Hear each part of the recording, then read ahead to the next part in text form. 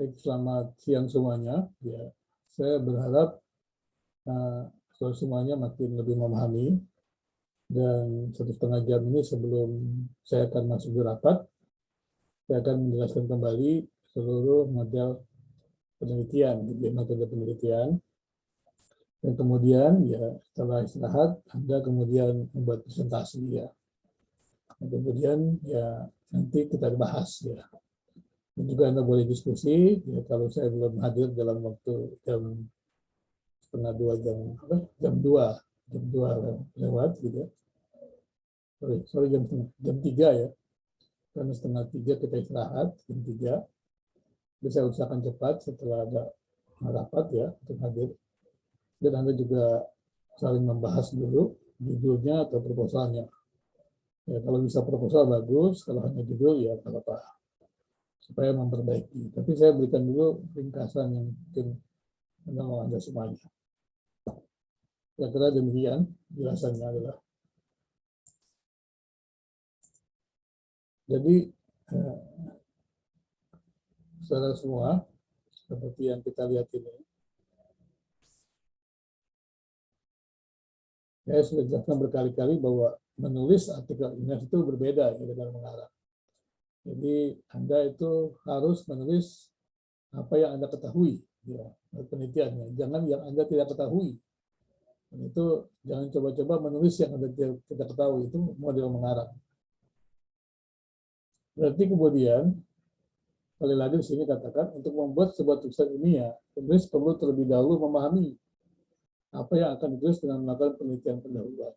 Jangan lupa ini perlu buat penelitian baru bisa menulis ya seawal.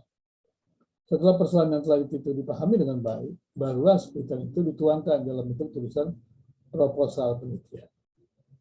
Kemudian bagaimana model tulisannya? Tulisannya tergantung target pembacanya, seperti skripsi, tesis, ya. Tentunya adalah dosen. Maka Anda harus menulis ya sesuai dengan target pembacanya. Kalau tesis ya dosen. Nah, itu mesti menyesuaikan tulisannya. Kemudian topik yang dipilih dalam sebuah karya akhir sebaiknya jangan sesuatu yang sangat baru. Ya, tolong dengar baik-baik ini. Topik yang dipilih dalam sebuah karya akhir sebaiknya jangan sesuatu yang sangat baru, meskipun mesti ada kebaruan. Ya, bukan berarti ya topik tidak baru tidak ada kebaruan, bukan. Apalagi untuk mereka yang berada pada program studi sarjana dan magister. Jadi Anda masih magister kan? Jadi harus perhatikan baik-baik, jangan mau buat sesuatu yang baru, nanti kesulitan pustakanya. Hal itu terkait dengan tersedianya bahan-bahan atau pustaka yang dibutuhkan untuk penyusunan skripsi, tesis, dan disertasi. Ya. Jadi kalau buat magister ya lihat itu apa pustakanya. Kalau tidak ada banyak pustakanya, jangan tulis tentang itu. Jangan meneliti tentang itu, karena Anda tidak punya pemahaman teori yang baik nanti. Seperti itu. Nah kemudian menentukan topik karya ini memerlukan waktu yang cukup panjang. Karena itu untuk mahasiswa program akhir ya biasanya mendapatkan mata kuliah pilihan yang sesuai dengan minat mahasiswa untuk mempersiapkan karya akhir. Jadi melalui mata kuliah pilihan itulah mahasiswa mempersiapkan diri untuk memperdalam pemahaman mereka untuk menentukan topik karya akhir. Jadi saya ingatkan kembali, kalau Anda ingin membuat topik karya akhir, buka buku Anda, jangan menghayal. Ya. Lihat silabus Anda, buka mata kuliah Anda, pelajari, nah itu dipelajari. Jangan menghayal atau membuat tesis-tesis ya, orang lain dibaca. Itu belakangan lah ya, musuh katanya. Tapi yang pertama adalah lihatlah apa Anda sudah belajar tentang apa, Anda paham apa, mata kuliah itu hasilnya baik atau tidak. Gitu. Kalau mata kuliah itu hasilnya kurang baik, ya jangan coba-coba menulis tentang itu. Betulnya Anda perlu belajar banyak, begitu ya, seperti itu. Nah, misalnya di sini kalau kita sudah punya penelitian, maka kemudian kita buat misalnya judulnya seperti ini, ya. Topiknya apa kita tentukan? Topiknya misalnya kebijakan publik, ya kan? Tujuannya apa? Ya, karena kita sudah pernah belajar, tahulah, ya, menjelaskan pentingnya menghadirkan sebuah kebijakan publik yang unggul untuk menghadirkan kehidupan publik yang baik, ya. Ini buat di Indonesia ya. Berarti pembatasan masalah, ya. Kemudian tesisnya apa? Berarti kan sudah baca buku kan, hubungannya berarti apa variabelnya? Jadi di sini peran masyarakat diperlukan untuk menghadirkan kebijakan publik yang unggul. Ya, jadi kalau ada tesis ya buat tesis namanya ada perkataan maksud yang menonjolkan tema utama ya. Jadi ada dua kata kunci nih peran masyarakat, kemudian kebijakan publik yang unggul. Isinya apa nih? Nanti mau buat apa terserah. Mau buat metode apakah kuantitatif atau kualitatif. Ya, berarti yang perlu yang perlu didalami adalah teori tentang kebijakan publik topik utamanya. Terus di sini ada lagi komponen lain yaitu masyarakat ya untuk kebijakan publik yang unggul. Seperti itu ya. Kemudian setelah kita buat tema seperti ini ya dari tesis baru kita bisa buat judul. Jadi buat judul itu seperti itu. Jadi harus di topiknya, tujuan, tesis, tema. Nah di tema ini ada kata kunci nih. Kata kuncinya misalnya di sini ada peran masyarakat kan. Nah peran masyarakat. Terus kemudian menghadirkan kebijakan publik yang unggul di Indonesia. Sudah. Jadi dari tema itu peran masyarakat, kata kuncinya kebijakan publik yang unggul. Maka kemudian judulnya peran masyarakat untuk menghadirkan kebijakan publik yang unggul. Mudah kan? Seperti itu ya. Jadi mesti tahu itu topiknya dulu apa. Tujuannya, berarti ada masalahnya apa ya. Seperti itu. Kemudian setelah penetapan topik, selanjutnya dibuat perumusan mengenai masalah dan tujuan yang ingin dicapai dengan topik itu. Perumusan ini dikerjakan lebih dulu dengan baik sebelum membuat kerangka tulisan yang merupakan rincian dari perumusan itu. Perumusan masalah itulah yang disebut tema tulisan. Ya.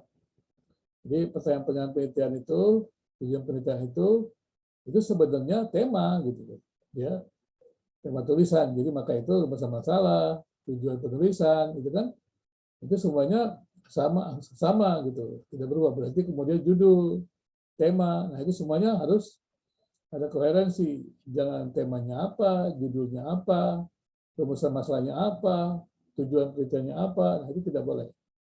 Jadi harus ada kaitan semuanya, ya sama lah. Nah, setelah itu sudah dapat tema judulnya, buat kerangka nih. Seperti itu kan, buat kerangka kan, seperti Anda buat proposal kan. Buat kerangka, pentingnya peran masyarakat untuk menghadirkan kebijakan publik yang unggul yang dapat menciptakan kehidupan damai antar kelompok di Indonesia. Ini rumusan masalahnya ya. Dan nanti Anda buat di bentuk pertanyaan, diturunkan ya sub-subnya begitu ya. Tapi rumusan masalahnya ini dia, bentuk pernyataan ya. Nanti kalau nanti dibuat bagian di dalam tulisan tesisnya dia diturunkan bentuk pertanyaan untuk teliti. Nah kemudian dari kata ini kan ada tema ini kan, masalah ini ada dua kata penting. Berarti kajian teorinya ada dua. Apa itu kajian teorinya? Yang satu adalah konsep kebijakan publik yang unggul. Yang kedua adalah faktor-faktor penting dalam perumusan kebijakan publik. Sebenarnya ada dua, itu keterlibatan masyarakat di dalam perumusan kebijakan publik yang unggul. Jadi faktor itu bisa masuk ya. Jadi keterlibatan masyarakat dalam perumusan kebijakan unggul yang ini bisa dimasuk di bagian kedua. Tapi mau dibuat pecah tiga bisa. Tapi kata kuncinya sebenarnya hanya dua. Ya, seperti itu ya. Kemudian, nah ini misalnya mau buat apa? Mau buat kajian konseptual. Ya, biasanya orang-orang teologi nih, bisa dibuat ini. Implementasi kebijakan publik yang unggul dalam kehidupan antar kelompok masyarakat Indonesia. Ini kajiannya filosofis nih. Bukan kajian empiris ya, bukan metode penelitian empiris ya, bukan kualitatif, bukan kuantitatif. Tapi paradigmanya ya kalau dia lebih dahulu membuat teori-teorinya bisa menjadi deduktif. Tapi kalau dia mulai dengan model induktif juga bisa ya. Bisa lagi. Tapi datanya adalah teori-teori. Dia tidak mengumpulkan data gitu. Jadi dia kemudian berarti dia sifatnya apa? Berarti dia mengembangkan teori, memahami teori gitu ya. Dari teori-teori yang ada, kemudian dia buat konstruk kesimpulan gitu kan. Nah, berarti ada teori yang dipahami lebih jelas atau klarifikasi teori lah seperti itu. Ini dia peran masyarakat untuk menghadirkan kebijakan publik yang unggul di Indonesia. Ini contoh judulnya kalau kita membuat penelitian yang sifatnya kajian konseptual atau kajian filosofis gitu ya. Kajian teologis juga bisa begini ya. Nah kemudian sebelum kita membuat proposal, kita mesti menguji dulu apakah kita punya pemahaman yang baik tentang topik itu. Apakah kita punya pemahaman yang baik tentang masalah yang akan dicari solusinya. Ya, itu. Apakah kita punya pemahaman baik tentang teori-teori maupun realitas yang ada. Maka Anda buat seperti ini. Misalnya Anda teori. Berarti Anda carilah apa kata kunci teorinya. Dibuat di sini jelaskan, kumpulkan datanya, sumber-sumbernya siapa aja, atau buku-bukunya. Terus ada realitasnya, terdapat kebijakan publik yang lemah dalam pelaksanaan. Berarti ada fakta-fakta. Nah, Anda boleh baca di koran, baca di majalah, juga baca di buku-buku. Ya, sebaiknya juga sampai di buku. Sehingga dengan demikian berarti sumber tentang realitas itu banyak. Ya. Teorinya banyak, realitasnya banyak, maka Anda bisa membaca realitas. Makin jelas datanya, makin mudah dibaca oleh teori. Ya.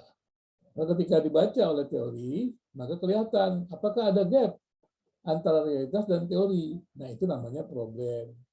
Itu namanya masalah. Ya. Nah, kalau begitu, kalau ada masalah, Anda mau buat apa? Responnya, ya misalnya. Tentunya kan memberikan solusi kan. Nah, memberikan respon dulu kan. Kemudian berarti Anda punya solusi. Dari mana solusinya? Dari buku-buku yang Anda sudah baca. Karya-karya disertasi, jurnal, gitu. Khususnya karya-karya doktoral ya, seperti itu. Sehingga Anda tahu itu, seperti itu ya. Kemudian selanjutnya lihat dari teori, realitas, problem, respon, solusi, ada bukunya enggak? Itu berapa banyak bukunya? Misalkan kalau ini seperti ini 555 berarti 25 minimal. Untuk membuat proposal awal ya minimal 25 ada bukunya seperti itu. Anda mesti punya buku 25 buku gitu ya. Untuk mengerti problem, maka minimal Anda mempunyai namanya 15 buku. Jadi kalau menulis proposal membuat judul, maka baca buku dulu 15 satu jurnal. Jangan tiba-tiba buat judul gitu. Dari mana itu konsepnya gitu ya. Jadi jangan contek dari orang-orang lain, jangan baca tesis orang lain Anda pindahkan. Itu bukan buat judul namanya. Memindahkan judul ya. Jadi harus dipahami bedanya membuat judul dengan memindahkan judul. Kalau kan memindahkan judul, Anda comot-comot judul orang lain. Tapi kalau membuat judul itu Anda mencipta. Gitu ya. Jadi diminta membuat judul bukan asal comot-comot, tapi Anda memahami dengan baik. Ya. Paling tidak Anda membuat tahu namanya ada realitas, ada teori, berarti ketemu masalah. Nah, Anda bisa membuat judul nih di sini. Seperti itu ya. Jangan beri judul tapi tidak membaca. Minimal Anda membaca buku sebanyak 15 buku, jurnal dan buku gitu ya. Seperti itu. Bagaimana kalau penelitian kajian teori? Nah, seperti ini ya. Setelah itu kan, setelah Anda punya data-data tadi, Anda membuat metode penelitian apa? Kalau metode penelitian kajian teori berarti Anda melihat ada teori-teorinya. Kalau program doktoral ya cukup 2 teori atau 3 teori gitu ya. Nah, lihat ini teori-teorinya, baca deskripsi teorinya itu. Ya, kalau mau dia kajian teori kan berarti dia sintesis kan. Berarti misalnya Anda membuat teori 1, teori 2, maka bab 1, bab 2, bab 3-nya adalah berisi teori 1, bab 3-nya teori 2. Bab 4-nya adalah sintesis dari teori 1 dan teori 2. Gitu ya. Kalau Anda buat teori 1, teori 2, teori 3, berarti bab 4-nya adalah sintesisnya. Berarti makin banyak teorinya, maka makin banyaklah halaman yang Anda harus bahas gitu. Apalagi sintesisnya juga makin banyak. Jadi kalau makin banyak sampai 3 ini kan Anda mesti mensintesiskan 1 dengan 2, 1 dengan 3, gitu kan. Nah, seperti itu. 1 dengan 2 dan 3 gitu kan. Sama saja dengan kalau Anda membuat kualitatif gitu, ada yang perlu dikaitkan sintesisnya gitu ya. Kemudian kalau kualitatif bagaimana? Kalau kualitatif ya tadi kan ada fokusnya juga sama, deskripsikan teori-teorinya, realitasnya, masalahnya, kemudian responnya seperti itu ya. Berarti ini kan sama dengan yang tadi. Kalau kita punya data yang tadi saya ajarkan bagaimana caranya mengumpulkan data, sebenarnya Anda sudah bisa itu membuat sebuah proposal begitu. Yang penting adalah Anda berusaha untuk mengerjakannya dengan baik, ya, membuat catatan gitu. Jadi pertama itu adalah mengetahui bukunya. Jadi teorinya, ya realitas atau fakta, kemudian melihat menghubungkan dengan teori, maka ketemu problem, masalah, maka Anda merespon. Maka ketika Anda merespon, Anda memberikan solusi namanya. Nah, seperti itu. Dan solusi ya. Kemudian berarti kan di sini kan memberikan solusinya bagaimana caranya dengan pengumpulan data. Kalau tadi kan dengan mensintesis teori 1, teori 2. Nah, kalau penelitian kualitatif bagaimana? Ya setelah merespon ini tentunya dengan pengumpulan data. Ini empiris ya, seperti itu. Demikian juga kalau kuantitatif. Misalnya variabel 1, variabel 2, hipotesis kan. Dan berarti kan Anda membuat ini apa namanya? Mengkonstruk lah ya beberapa teori untuk membuat deskripsi konseptual variabel 1. Karena kemudian Anda membuat di kajian teorinya di bab 2 Anda membuat deskripsi tentang variabel 2, begitu kan? Nah, setelah variabel 2 berarti kan Anda membuat namanya penelitian-penelitian yang relevan. Ketemu kerangka teori, maka dapat hipotesis. Nah, setelah hipotesis kan Anda mau menguji teori, maka Anda pengumpulan data. Nah, pengumpulan data itu kemudian kita bahas penguasaan konfirmasi teorinya.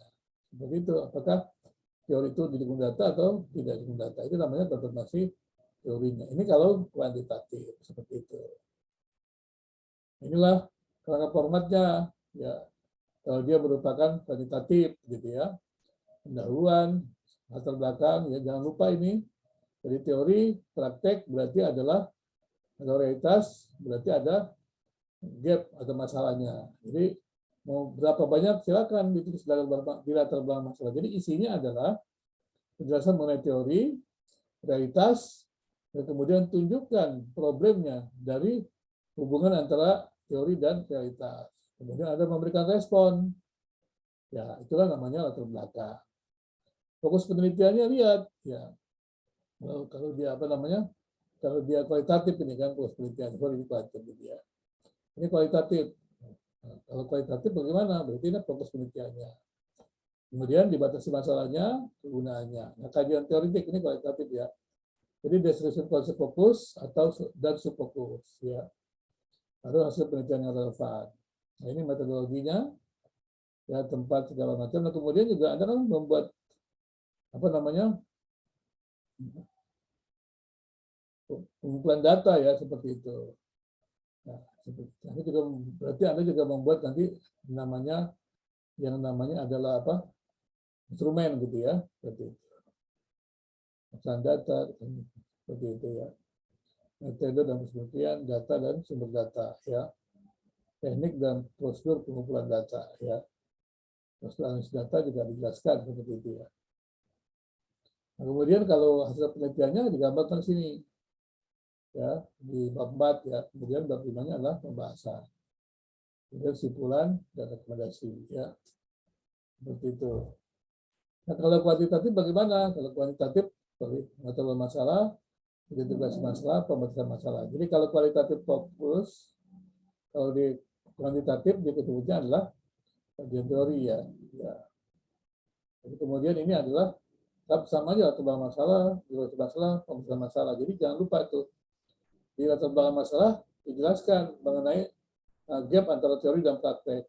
Itu berarti masalah 1, masalah 2 begitu ya. Setelah dikumpulkan, diidentifikasi, dibatasi, dirumuskan, ya kan masalahnya. Penelitian.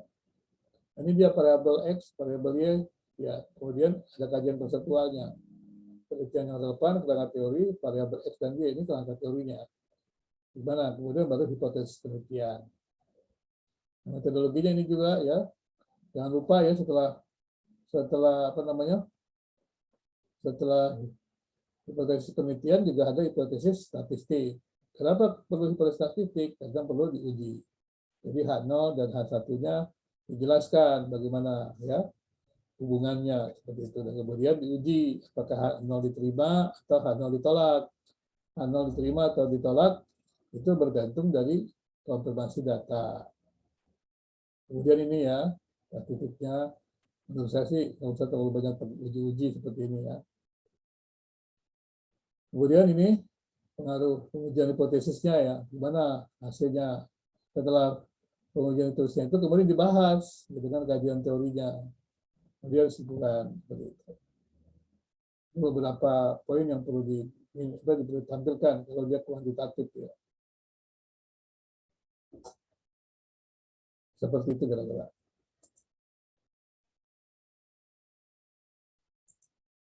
Karena cukup jelas gambaran secara umum.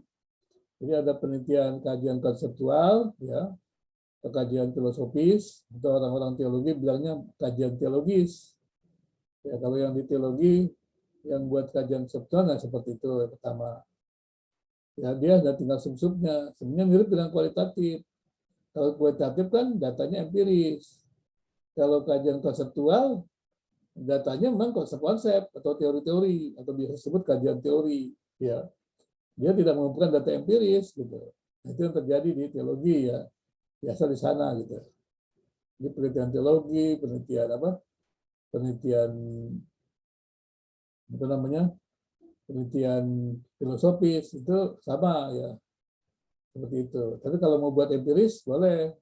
Jadi pertanyaannya ada pertanyaan penelitian ya, seperti itu. Kuantitatif pada hipotesisnya gitu ya. Nah, kemudian juga kalau kualitatif juga ada apa namanya? Ada pertanyaan penelitiannya begitu yang perlu dijawab gitu ya. Dan itu berarti kalau pertanyaan penelitian membutuhkan data, membutuhkan instrumen.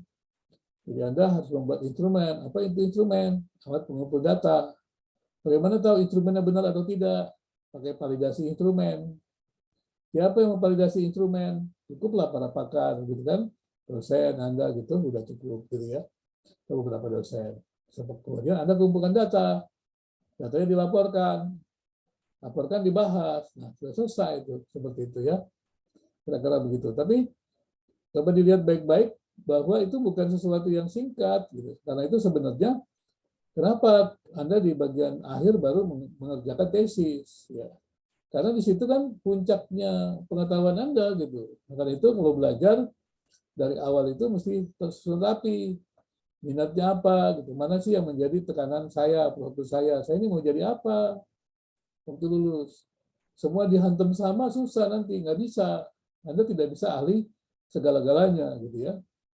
Kalau pemakan segala-galanya ada ya, tapi ahli segala-galanya nggak ada gitu. Jangan lupa itu ya.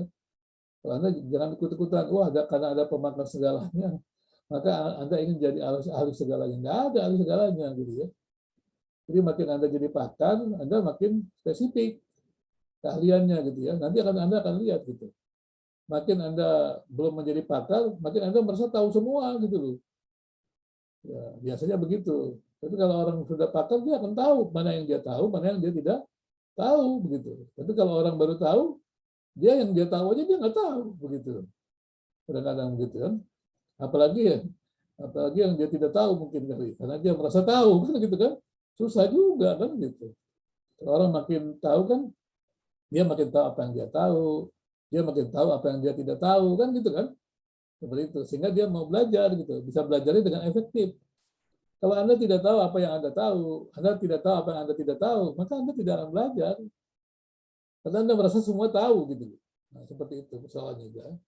Nah, ini yang menjadi persoalan dalam pendidikan kita ya. Jadi seperti itu. Karena itu jangan lupa makin hari Anda belajar, makin naik tingkat, jangan lupa itu mesti spesifik ya. Dan penelitian juga mesti spesifik. Kalau tidak spesifik nggak bisa diteliti karena populasi itu luas. Kita nggak mungkin meneliti populasi yang amat luas gitu.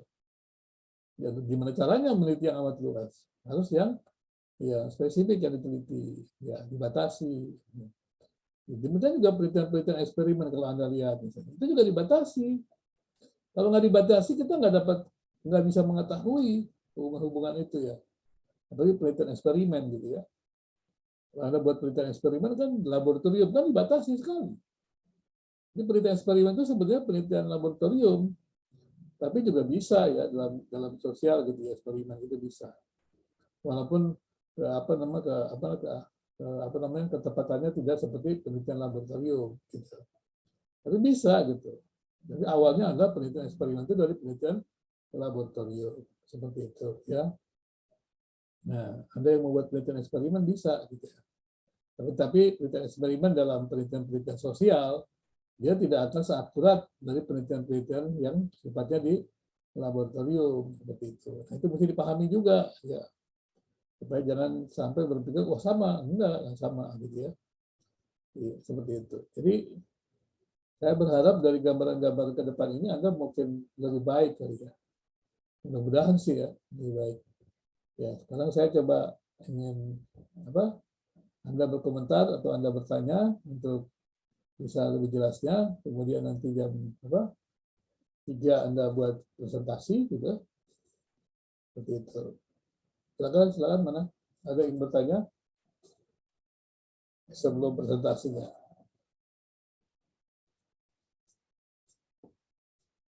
Jadi saya terlalu banyak bicara ya. Biasanya kan satu kali saya bicara terus, kemudian Anda presentasi ya. Tapi karena ini banyak ya bahannya, saya khawatir nanti Anda presentasi juga bingung juga begitu ya, pilih yang mana. Tapi selesai dulu ya, seperti itu. Bagaimana? Apakah ada pertanyaan atau sebelum Anda presentasi di jam 3, silakan.